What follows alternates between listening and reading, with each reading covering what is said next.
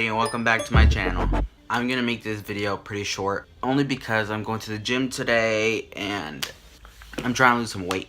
So I gotta get there before there's a bunch of people there, and I hate it when people watch you work out because it makes you feel so insecure, because some people there are like really muscly and you're like flabby, and I don't like people watching me run because it's embarrassing. So I'm gonna tell you guys 3 things that will help you have a healthy relationship.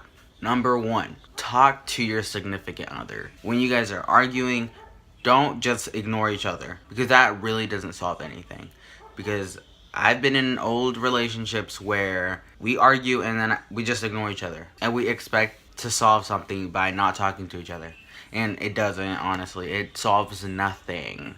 Like, if you guys are arguing over an ex because they commented on your post, or you're still talking to an ex and your significant other doesn't like it, talk about it. Don't just get mad at that person because they're upset over it, because that's not their fault. They're allowed to be upset, but you can't get mad at them because they're upset.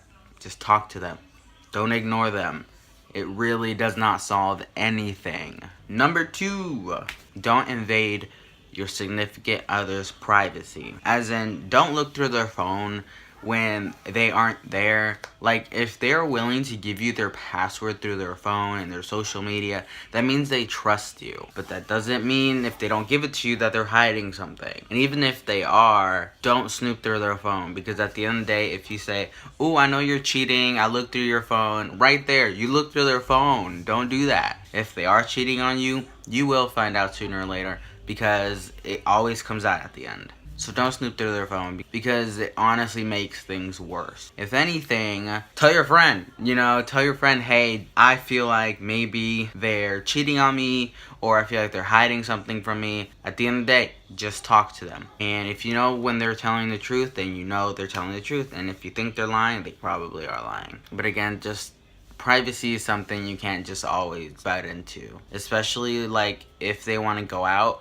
with their friends, don't assume they're going to go see a guy or they're going to go see a girl. Because if you always assume that they're cheating or that they're lying because you're so used to people doing that in your past relationships, then this relationship isn't going to work. You have to trust them. Even if you have trust issues, you have to at least trust this person. Because if they're willing to try to make you happy all the time, let them make you happy. Don't push them away by always thinking that they're going to lie to you, or that they're going to leave you for someone else when they don't even want to look at somebody else. They want to look at you all the time. So just keep that in mind. Don't always think that they're going to lie to you, because you never know if honestly they're just preparing something for you. You never know. Number 3, boundaries. I get that there are some people that are really clingy, and it's okay to be clinging if your significant other likes that.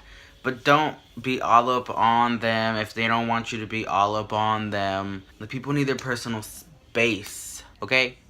I get it. You want to hug, you want to cuddle, you want to kiss, that's fine, right? That's up to y'all. Do whatever you want.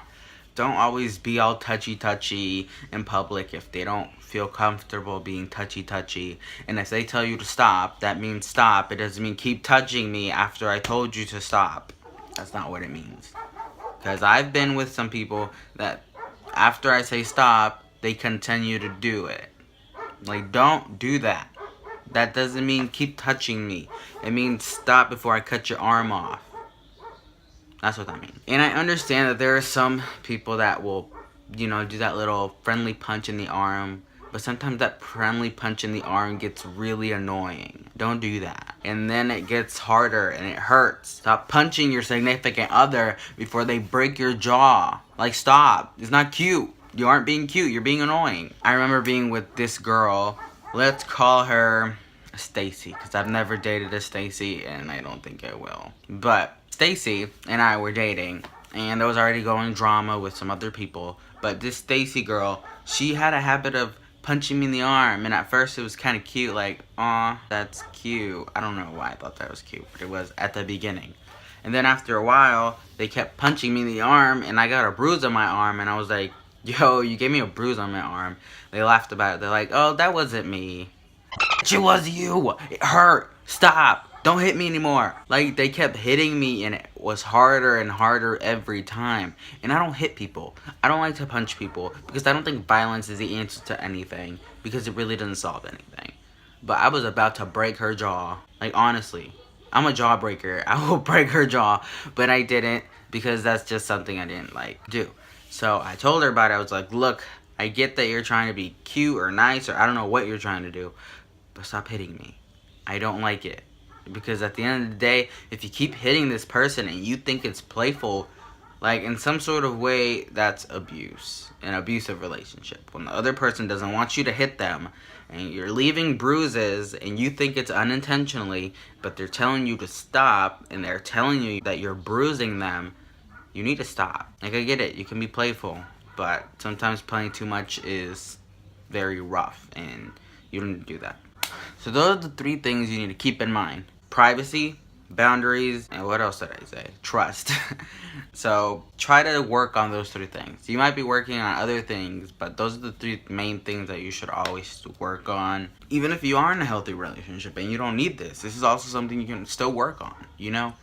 Talk about certain things, or respect each other with their boundaries, and just try to trust each other as much as you can. Because if you can't trust each other, then you really aren't going to get anywhere. I can tell you that now. If you can't trust your significant other, you guys will not last. And don't go back to someone who's cheated on you. Honestly, they are probably going to do it again, because you went back. I would remember dating this girl who constantly cheated on me, and I kept going back. I don't know why I did that. I'm stupid for doing that, honestly. And I regret ever going back every single time. And she was mentally abusive, and she was just stupid, honestly. I know that sounds mean and rude, but she really was. Like one of those blonde girls you see on TV that, you know, just act stupid, but they're pretty.